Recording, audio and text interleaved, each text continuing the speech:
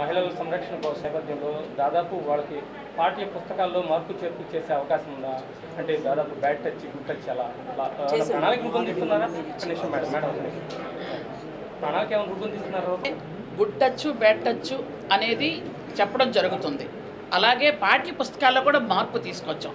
అబ్బాయిల్ని అమ్మాయిల్ని ఒకేలా చూడాలి. ఇంతకుముందే మీకు చెప్పాను.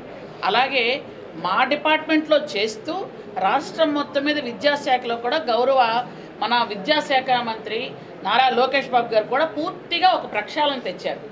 అంటే అక్కడి నుంచి చిన్నప్పటి నుంచి, అంటే మా దగ్గర నుంచి 0 నుంచి ఉంటాయి కాబట్టి 0 నుంచి 6 వరకు మేము తీసుకొస్తే 6 నుండి వాళ్ళు తీసుకొస్తున్నారు. కాబట్టి ఇదంతా చైన్ అండి, లింక్.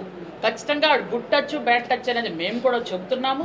అలాగే పాఠశాలల్లో కూడా చెప్పిస్తున్నాము. ఖచ్చితంగా మహిళల రక్షణ, బాలికల రక్షణే మాకు ముఖ్యం అండి. అలాగే పాఠ్య పుస్తకాల్లో కూడా పూర్తిగా మార్పులు వచ్చాయి. ట్రైనింగ్స్ కూడా ఇస్తున్నాం ఈ మధ్యకాలంలో. కాబట్టి ఈ ట్రైనింగ్స్ కూడా వస్తున్నాయి. ఖచ్చితంగా పిల్లలందరిలో కూడా ఒక ఉజ్వలమైన భవిష్యత్తు వాళ్ళకి రావాలి, ఒక మార్పు రావాలి.